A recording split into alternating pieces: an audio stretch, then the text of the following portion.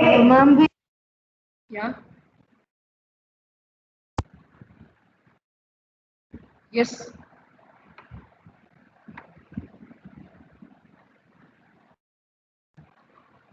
we saw about leadership skills, PR, and then Yeah.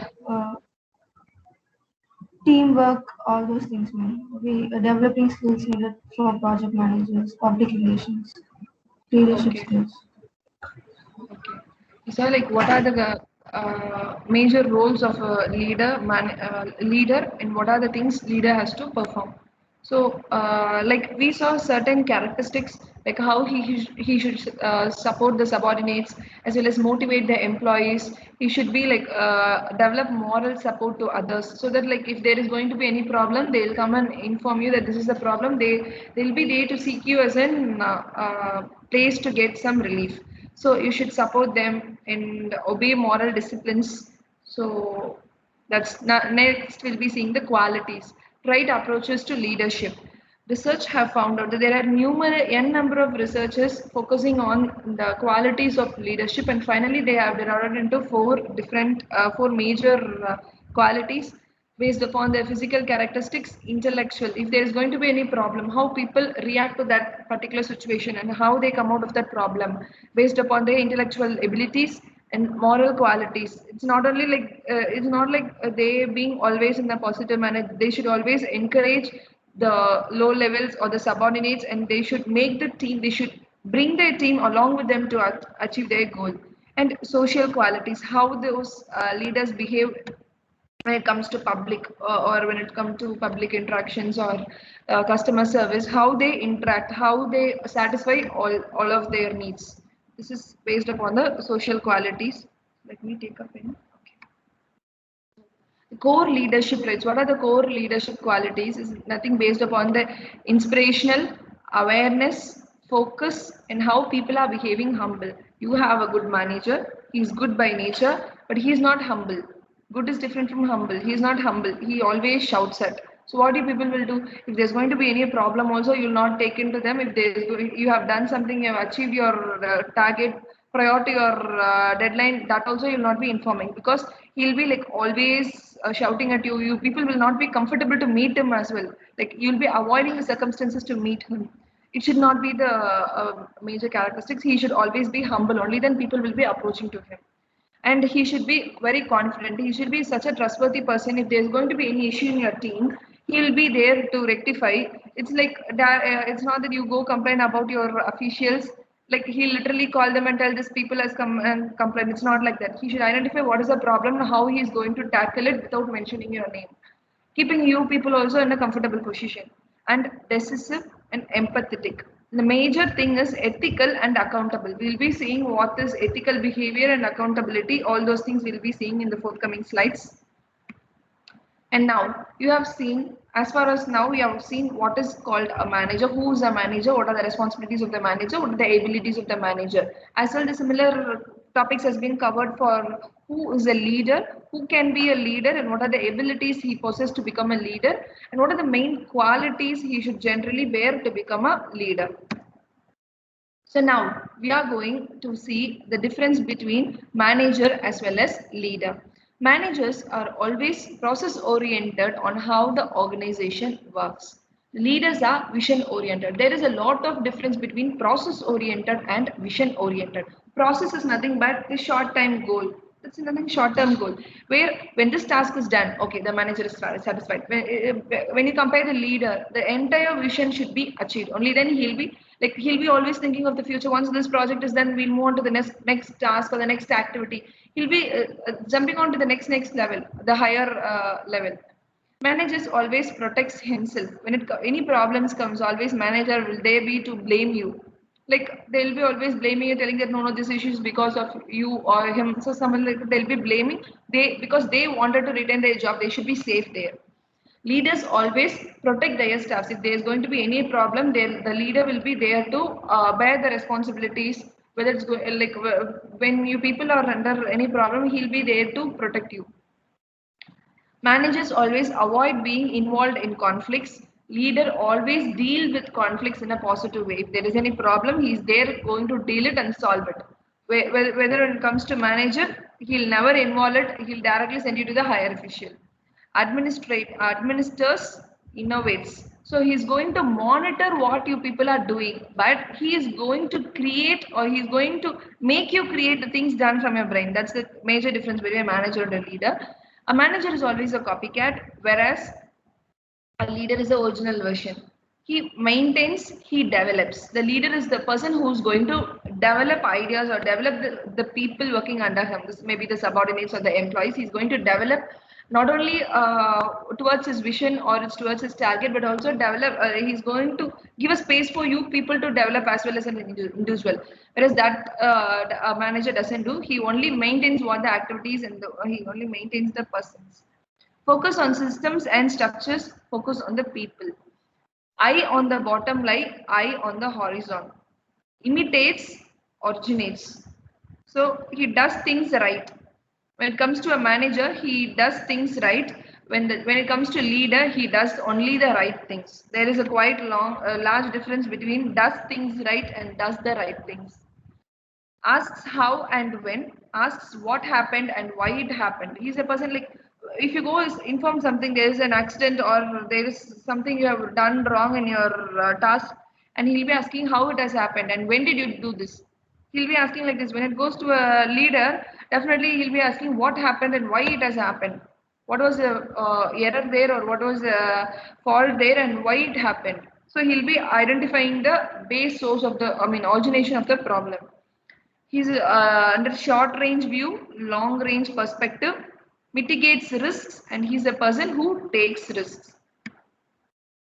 Communication for the people, communication for people management. So when it's going to be your manager or your leader, how they communicate with the maybe a higher official or the lower level or the entire organization system, which we saw before, your organizational charts. Communications, nothing but continuous dialogues between the managers and the team members are needed. That's most needed, because once if you frequently communicate only, you will be like informing them what you have done, what task has been accomplished, and what are yet to be done. Define expectations and share information on the organization's mission, values, and objectives. So I wanted you people to do one thing. If I'm running out of network or if my voice is breaking, kindly stop me there and inform me. So let me check back with the network and come back. Okay, next is frequent meetings conducted. This frequent meetings will be conducted based upon daily meeting. Yeah. Daily, weekly, monthly, quarterly, yearly, based upon the need. So when you have a very short deadline, you have only a month time or 30 days time to complete this task. So what you people will be doing? So you'll be working on continuously, but you have to you are working in a team. Your team has to analyze whether you're working in a proper direction. So they will be conducting, if it's going to be a very tight schedule, they'll be having weekly process, or you have some 1 year to complete your target. So daily, like you have to report what today, what are the things you have done today, you have to report it then and there daily. So probably with that, they'll be able to monitor what is the progress of the work. Unofficial get-togethers, including dinners and parties to understand the team members. It's not like not only your entire office times. Out of that, you need the space for each and every individual. So you should interact out of the not only based upon your office works, out of it. Only then you will be relaxed. Once, like if you are making your colleagues as your friend, only then you will be able to work properly, like in a peaceful manner. If there's going to be anything, if you don't know, you can just ask them. If they don't know anything, they'll be interacting with you. So you need to like step out of your office and you need to interact. You have to hang out with your friends, only then you'll be able to relax yourself as an individual. If you are peaceful and working only, then you'll be able to produce your maximum output, or you can, like one can derive its maximum productivity. Growth of technology, telephones, intercom phones, mobiles, internets, and video conferencing. So this COVID has brought this video conferencing a quite usual thing to do with, where you can interact with your maybe your staffs, your persons who are handling you, or you can your friends. You can start doing your projects in a team. probably with your friends or with probably 5 to 10 members, you can start doing your work. So this has brought this growth of technology has brought people together to work together. So next 1 minute. So let me move on to the next topic. So is this slide visible? Yes, ma'am. This teamwork slide is visible.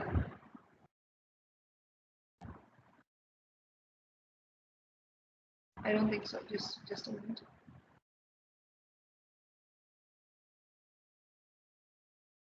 Just a second.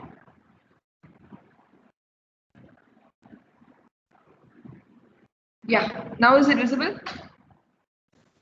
Yes, ma'am. Yes, ma'am. Yes, ma'am. So we have seen about the persons, the major organizational chart, and who are the major roles, who are the persons playing the major role. It's nothing but a manager going to be the leader. So we saw both of them and the qualities, abilities, all those things we covered. We also saw the difference between what is the difference between a manager as well as what is the difference between a leader. So probably I'll be circulating the slides. So you'll be having, also I have some textbooks. I'll mention you the reference. If possible, you can get a PDF, or else if you want me to send, let me also scan and send you. So it's based upon the need. So let me send you the list of references after this class, after this end of this class. So you can start browsing for the PDF versions. If you don't have, you can let me know so that I have the copies. So let me send it to you so you can start preparing. And next is teamwork. So we saw what are the entire organizational structure. We saw different personalities and how we are going to put all this works together. Teamwork is nothing but good. Like you have to put so many people into like under a room or under a task, and you have to make them work. Like only if people are working under a team, like 10 people are there working under a team, they'll be able to complete that work, or like once it is complete only our objectives are fulfilled and we will be able to report to the officials that we are done with the task. Like a same individual cannot do all the works. Like you people are like your source is from civil engineering. It's like you same individual cannot sit under a system. You cannot do the entire planning, the entire designing, the structural detailing, as well as your estimation. So as well as you people should go to the work site. So you as an individual cannot sit under a system or under an office and do the entire A to Z of a construction activity. So you people have to sit in a group and work together in a team. Only then you will be able to do different tasks. So one person can start taking the purchase role or the finance, where he'll be going on with the detailed estimates of what is the input you have. That is, what is the finance amount you have in your hand, the other how much you need to accomplish your task. The second person will be going on to the work site, seeing what is the locality and measuring what's the work site. So what type of construction can be done there. So next has to go for the planning, and you have another one team called your designing. Your structural designing has to be done. Similarly, like you have different persons working under a task. So you can simply call them as a teamwork. A team is a group of individuals working together to achieve a goal. When it comes to our construction site, it's going to be your construction activity. That can be any type of construction activity, maybe a bridge construction or a road construction or a building, maybe your multi-story building or your complex or whatever type of structures you can go for. A team is a number of people with complementary skills who are committed to a common purpose. The main purpose is to achieve a target, performance goal, and approach for which they hold themselves mutually accountable. Large complex scopes of works can be broken down into small units and that can be achieved. As I told, we are going to construct a single BHK, or it's nothing but you're going to construct a house where you have one bedroom, hall, and kitchen. This is called one BHK. So that you are going to construct it. So you as a single individual cannot do all those things. So you have some manpower team where you have your laborers, your masons. That team you have. Similarly, you have your materials team. So where they'll be noting out what is the list of resources they have and what are the list of materials that need to be brought to the work site. And you have, as I told you, have your design team, structure team. So you have finally your marketing team. Without marketing anything today, you cannot sell your house. Like you're done, you like you have constructed. If you're not marketing it, even the neighbor doesn't know. In today's life, even the neighbor will not be aware of why you are constructing the structure, maybe for your own purpose or for selling it, for the purpose of selling. So it's like finally it should be in the marketing, only then you will be able to sell your product. Effective teamwork. Characteristics of effective teamwork. You should have a clear objective and agreed goal. So you should, it's like you should have a clear objective. It's not but only the possibility or the feasibility the feasibility should be agreed by all. Only then we can work on the objectives. Openness and confrontations, support and trust. When you're working under a team, you should support and you should have some trust over your colleague or your other members in the team. Only then you'll be able to work. Cooperation and conflict, sound procedures, appropriate leaderships. So you people will be working under a team. You have your own team leader or a team manager where you have to report your works. Like he should have the abilities to tackle you people and monitor all the activities. Regular review should be conducted, only then the progress of the each individual's objective. It's not like review meeting is not to assess what you have done, it's to actually assess what things have taken place till date by you.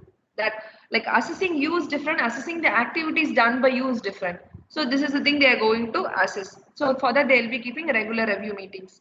Individual developments, sound intergroup relations. Not only like individual team will be working, you have multiple teams working under a single project. So you'll be able to interact with other team. Like once you are done with your task, you have to report to your other team, only then they'll be in a position to start their work.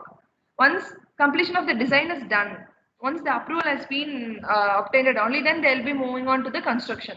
When this team is done, they'll be circulating that to the construction team. So this will be varying, the information has to be transferred to all the teams. Cohesiveness. The cohesiveness of any group is the extent to which the group members develop strong ties. It's nothing but simply developing a good relationship. Good relationship, which means here between your officials, between your subordinates, as well as your higher level officials, and how you people interact with them, and you sustain your relationship. Strong ties to each other, to the group as a whole. Like you work as a team, so as a team member, you all should be tied together, as well as you have so many intergroups. To that groups also you should be engaged. Factors encouraging cohesiveness is nothing but the similarity of work. When it is going to be a planning team, you have some four engineers there to plan it. So they all will be doing similar type of work, where one will be doing G+5 and the other will be doing G+6 to G+7, or one will be just going on with the outer building plan, and the other one will be sitting there to insert all your electrical fixtures, and the next team member will be there to insert all the way the furnitures will be. Like they'll be designing all those things in the planning. They'll be fixing where the doors should be, where the windows should be. Like they'll be fixing all those things. So similar types of works are done by different peoples in the same team.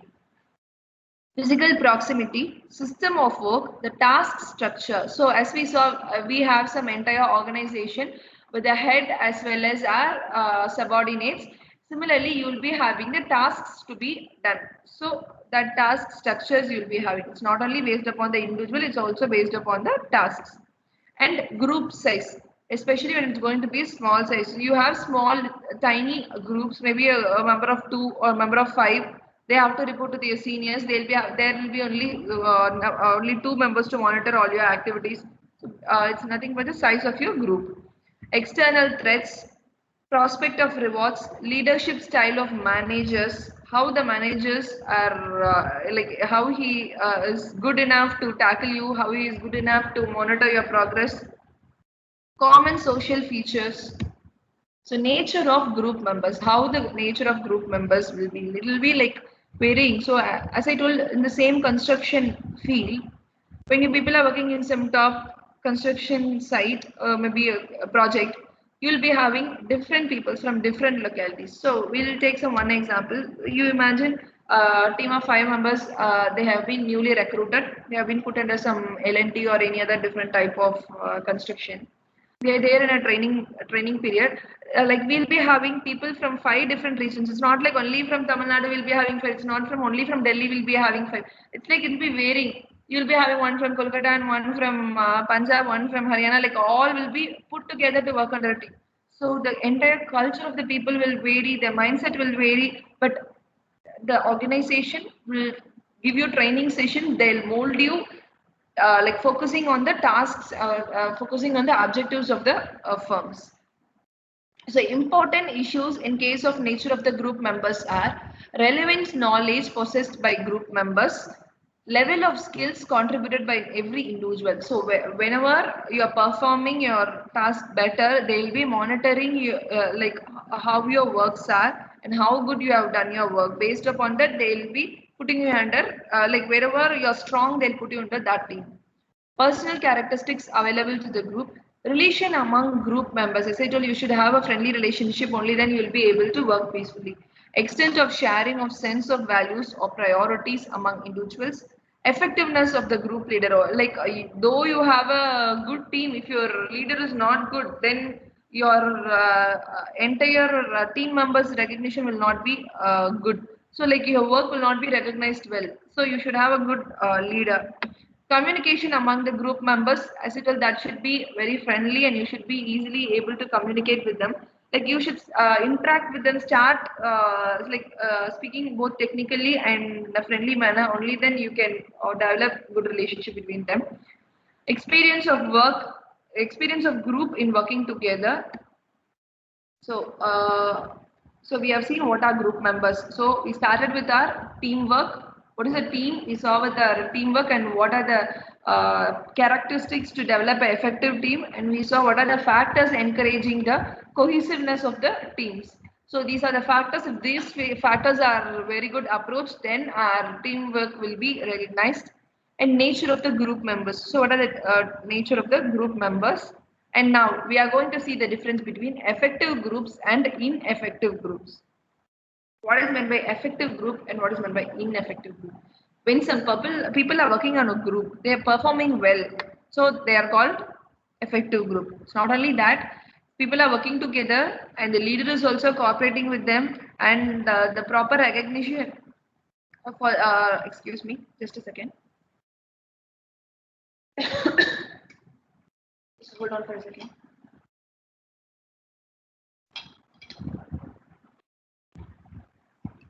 Okay, so it's not only based upon that particular individual, also based upon the leader and the employee relationship. If that relationship is good, also, then their entire team will be recognized as an effective group. The atmosphere is informal and relaxed. Only when your environment is relaxed, you will be able to work properly. If always your environment is very in a hurry, like you have to complete this very soon. So if you're in that hurry situation, or whether it's in the vice versa, it's like very boredom, you're not doing your progress at all, then your team will be in a, it falls under the category of ineffective group. The atmosphere suggests boredom or tension. So it should not be in both the ways. It should be in a gradual way, where it should be in a relaxed manner, where people can put their mind to work. There is much relevant discussion in which most members participate. Discussion is dominated by one or two persons and it is often irrelevant topics. So the group task is clearly understood and people are committed to it. So they'll be, you have your team leader where he'll be explaining what are the tasks to be done as a group, and you people will be like you will be easy. It will be easy for you to understand. If it is not easy, also there'll be people to help you. You can help among other cells, and like you have to work and get committed to your work. Only then you can perform better. That goes for effective group. When it goes for ineffective group, no common objective is apparent. It is not transparent. You will not be working properly. So the members listen to each other when it comes to an effective group. When a group is failing there, which means there may be some politics between the team members, they're not working. Like if one is working good, he'll not be letting know the other that he's working or he's completing his task. There will be lack of motivation. Good interaction will not be there. Good communication will not be there. So this helps the team to lag back, or they'll become an ineffective group. So when it comes to an effective group, conflict is not avoided but brought into open. Like if there is any problem, they'll sit, they'll talk what is the problem, and they'll conclude. and they'll decide whether what's the problem and how we have rectified it. When it comes to ineffective group, we have people's ego clashes where a conflict is either avoided, either they'll skip that conflict or they'll start it developing, like they'll develop it as a war literally. They'll sit and fight. So these things happen when it comes to ineffective groups. So next is nothing but the continuation of the same. Most decisions are reached by consciousness. When it comes to ineffective group, simple majorities are seen as sufficient for group decisions. So they don't give priority to people. They'll not decide based upon the people's mindset. It's like literally one leader will be deciding and he'll be asking the same to do, same to be done by the team members. That will not be acceptable by others, and they'll not be like they'll say he is deciding, then why should I work? So people will be in that mindset. Ideas are expressed freely and openly. When it comes to ineffective group, personal feelings are kept hidden for fear of criticism. So when it comes to effective group, leadership does not always reside in the chairman, but it is shared as appropriate. Leader is retained by the chairman. So next is the group examine its own progress and behavior. As a thing, like when you are working, when you're preparing for your exam, you have a set of timetable.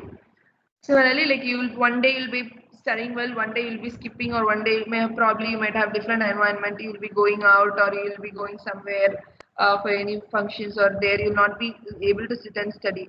So finally, when it's going to be a weekly pen or a monthly pen or a semester pen, you'll be analyzing whether few of them will be analyzing whether as per plan have I finished my revision from unit 1 to unit 3 of that particular subject.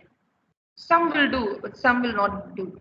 People who are monitoring their own activities, only then they'll be able to know whether they are leading or whether they are lagging in their the task which were they are performing. That may be education or the work. So they can analyze once. If you started analyzing yourself only, you will be able to examine the group. So when people are working, like they'll be having progress or the schedule they'll be having. When this entire team A should complete this task within 30 days. If they are performing, they'll put a tick and they'll move on to the next work. If they are not performing or if there is any lag, so they, generally that is because they are not progressing or tracking their own performance. That's the thing. Then the entire group becomes an ineffective group. The group avoids discussion of its own behavior. Self-managing work teams. Characteristics of self-managing work teams. So how they're going to self-manage the same work team. They permit full labor flexibility by job rotation. So let me do this planning today and let me send this designing to you. This will be following for a certain project, and for the next project you do the planning and I'll be doing the designing. So like they'll be interchanging this task and they'll be doing. Only then if I am missing out something, my friend will be there to tell me that I'm missing here. So we can interchange or like exchange our previous activities so that we'll be gaining more knowledge. Or if your friend is leaving something or he is not marking some dimensions in the work plan, so you can go and mention that in this plan, this location, this north direction, you have left the dimension. So you can sit and you can explain him what he has left. Similarly, that same will reflect for you also. They have a considerable degree of autonomy in the allocation of work between the members. They have considerable discretion to plan their production schedules within broad management guidelines. They organize their own rest periods. So when people are working under a team, if one is not well today or one is not able to concentrate, the team members will there like no problem. I'll be there to take care of your project. You can relax for a while. So they'll be giving you some pause button in your work so that you'll relax for yourself. You'll get well, or probably that might be any situation, and you can recover back and can start doing your work. They may elect their own team leader. They encourage full participation in the group decision making. So when it is going to be an effective group, it is not only the leader who is going to decide, it is the majority of the people who are deciding. Every individual will be deciding and they will be coming out with their own ideas. Group behavior variables. Key variables in the group behavior. What are the key variables in the group behavior? When it comes to group behavior, So it is like behavior is nothing but how oneself is behaving. When it comes to the group, how the entire group is behaving based upon the organizational functions. So the main parameter is the size of the group, how the group sizes in who are the group members and who is the leader, how strong they are cohesive. Like this is the main important point. How strong their relationship is, nature or motivation of the members, group norms. Are they following the group norms? Like also individual rules should be acknowledged. If one person is performing well, the other team members should open their mouth and like open their mind and accept that he's performing well, and they should encourage him. Once they are encouraging him only, like other team members, like few will be motivated seeing him, okay, he's performing well, I also should perform. They'll be having this sort of mindset when they're working in the team only. And the environment, as I told, the environment should be peaceful. Priority should be given to each and every individual. That is what people expect priority nowadays. It's like it's not that you people are working under 10 only, always your one or two members gets your priority. Will you people accept it? Maybe you can accept it for 6 months or 1 month. You will not be 6 months or a year, you will not be accepting the same priority your friends are getting. Always each and every individual wish to get that priority and acknowledgement. So that environment should be good. Nature of tasks, what type or which nature of task they are performing as a group. So all those things are the group behavior variables. So group stages. So we have the famous management personalities Duckman, who has given the 5 stages of development. He has defined these 5 stages in the year 1965. Stage 1 is nothing but forming. Next is storming. Next is norming. Performing. All are coming in a rhyming words, right? Forming, storming, norming, performing, adjourning. So yeah, probably we'll start forming. It's nothing but how you are going to fix your targets, how you are going to form your team. You have your objectives, so you need your team or the team members to perform that sort of objectives. So finding about the tasks, rules and methods, acquiring information and resources. So it's not only based upon the tasks, you also know what methodology you should follow to get your job done. Also acquiring information and resources, nothing but you should know what you have in hand and what all things you need. That may be the money or materials or men, whatever may be, you should know the existing information. And reliance on the leader, like you should start trusting your leader. Only then you can form a good team. Next is storming. Internal conflict develops. Members resist the task at the emotional level. That may be like you may be two friends where one is like you there is some conflict, and one will be very emotional. They will not be accepted, and the other will be accepting. So you should not have some internal conflicts. Normings. Conflict is settled. Cooperation develops. Views are exchanged. This views is a major thing. No? One may be strong and one aspect, and the other may be lagging. So when you people interact, when once in a group, when people have started expressing their own views only, they'll be able to come up with innovation. It's not only based upon the individual's mentality, it's like the entire team when they sit and work together, new ideas will generate and will people will be able to always carry over their innovation. And new standards that is developed. Next is performing. Teamwork is achieved. So performing, we have individual teams, we have a group of teams performing their activities. This should be accomplished. Once the individual started working in their team, the entire team task will be completed. So the teamwork is achieved, the roles are flexible, solutions are found and it is implemented. So when solutions are found is nothing but when you're working under a team only, you'll be identifying what the problem is actually, and you people will be able to work on it and rectify that problem. And adjourning, the team disperses, members prepare themselves for new roles. So you from your Jan to December, you had one team where the members have performed well. It has the task has been completed, and the members started moving on to the next role. Probably your CRs. Previous semester you had different CRs. This semester you are having different CRs. Probably the roles of the CRs in that semester has been accomplished. I mean, they have performed well, and now they are moving on to the next role. Similarly, group stages. So what's the time? Okay. You have the next class. When do you have the next class? 10:30, ma'am. 10:30. 10:30. Okay. So group stages. You have 4 stages of development by Woodcock. This has been this 4 stages has been developed by Woodcock in the year 1979. First stage is the undeveloped team. So the team which has not been developed. Feelings are avoided. Objectives are uncertain. So without a clear knowledge of the objectives, the team existing. That's the undeveloped team. The leader takes most of the decision. So it's like in the olden days, you had a king controlling your entire empire, where few will be satisfied, few will not be satisfied. The objective of the empire's run or the kingdom's run will not be clear. Like it will not be probably predictable. So it may be varying. The similar way, the undeveloped team, you have the leaders taking most of the decision.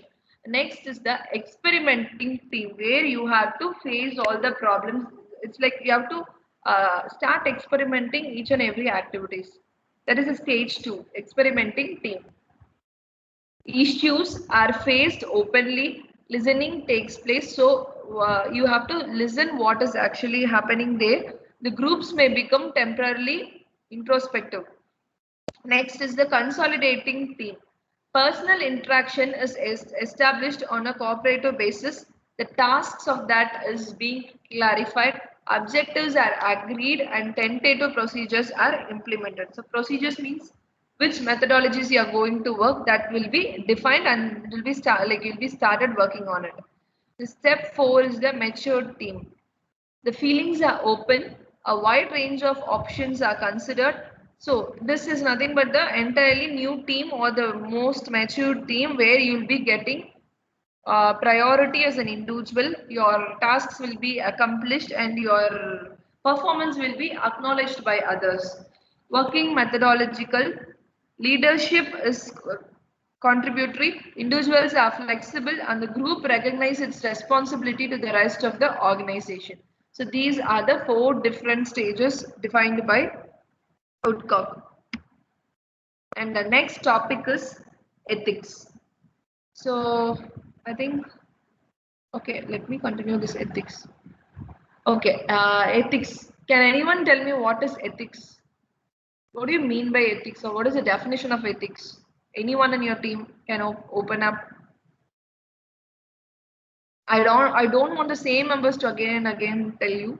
Literally, if it is going to be the another person, then I'm okay with it. I'm not asking you the general. No, Ma'am, give me the ethics are the definition. moral values that the business is relied on. Yeah, ethics as a moral value that the business is relied on. Okay, good answer. Anyone else? Anyone else has a contrary answer to this?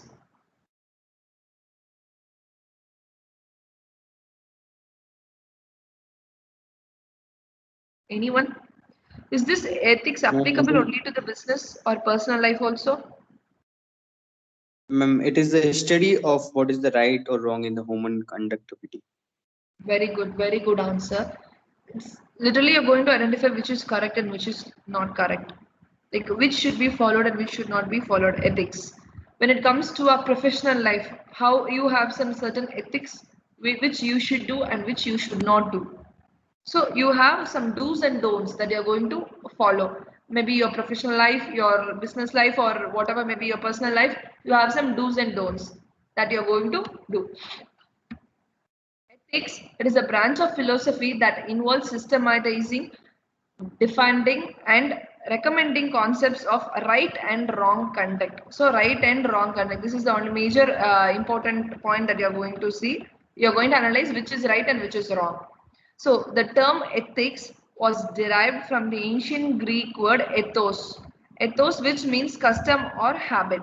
In practice, ethics seeks to resolve questions of human morality by defining concepts such as good and evil. What is good? What is evil? Which is right? Which is wrong? Which is virtue and which is vice? Which is justice and which is crime? So these are the things Ethics is nothing but in each and every day's behavior, you have some tasks which you do that may be falling under the category of good ethics and it is not a good.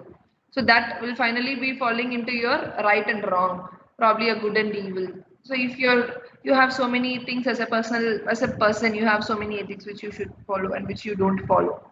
Like doing good to others, helping others is good. So like always simply giving back speeches or demotivating others or always overruling, that is not good actually, that's wrong. So that is not an ethical behavior. So it's like when it comes to an individual's life, this varies. It comes to ethical values. So how one should behave ethically or morally in a particular organization, particular firm, wherever you're working on. So ethics, we'll see the definition for it.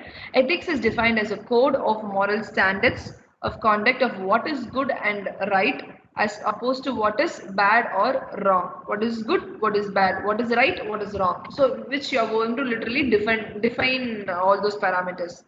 Ethics refers to the code of moral principles and values that governs the behaviors of a person or group with respect to what is right or wrong. If you are working as an individual, if you are following your ethics, they appreciate you that you are good. When you are working as a team, and when your team is following some set of procedures or set of rules, you are obeying it, then you're ethically good. If you are overriding it, if you're not following it, then people call you your team is not fit or you're totally disqualified team. So ethical behavior. Like people who are behaving in the right or the good manner, they are called as good. They are simply called as technically ethically good behavior, that which is right or good in the context of governing moral code. Define it's nothing but simply telling whether you are morally good or morally wrong. Ethical behavior is value driven. Managerial ethics. So what is managerial ethics? We saw individual ethics, how you should behave and how you should not behave. What is managerial ethics? How your manager follows and how he behaves to others. Ethical decisions go far beyond behaviors governed by law. Managerial ethics guide the decisions and behaviors of the managers. So, what influences ethical behavior at work? We have four different classifications of what influences the ethical behavior. Ethical behavior at work is nothing but how maybe an individual or a group or the entire organization is performing based upon the morality or how they are following the set of regulations or the goods to do. So this is the these are the four different parameters. Individual factors, whatever may be the problem or whatever may be the behavior, maybe ethical behavior or moral behavior, you should have some individual factors. Organizational factors. If you are performing well as an individual, also you are morally good. Also, your organization also should work along with you in a moral way. It's not like only individuals are performing in an ethical behavior, and if the organization is not performing in ethical behavior, then it will not go on the same track. So, as an individual, as an organization, from the top management, so all those persons working there should behave ethically at the work site, as well as they should follow the ethics policies and codes of the particular organization or the type of organization they are working. How to foster ethics at work? I think it is okay. There are only 10 more minutes for your next class. So let me stop with this. We'll be seeing kindly mute yourself. I'm getting some background noise. Kindly mute yourself. Okay. So let me continue this how to foster ethics at the work site in the next class. So probably you have only 10 minutes for your next class. Do you have any doubt till this? Today's class we started from the difference between the manager and the leader, difference between both of them. And then we started knowing what are the qualities, and then we moved on to the teamwork, what is meant by teamwork, and then the abilities or the roles of the teamwork, and then we saw what is ethics, and we are seeing the factors influencing the ethics, and we are stopping till here. Till here, do you have any doubts?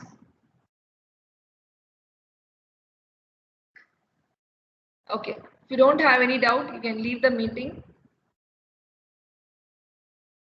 Thank you. Thank you, ma'am. Thank you. Thank you, ma'am.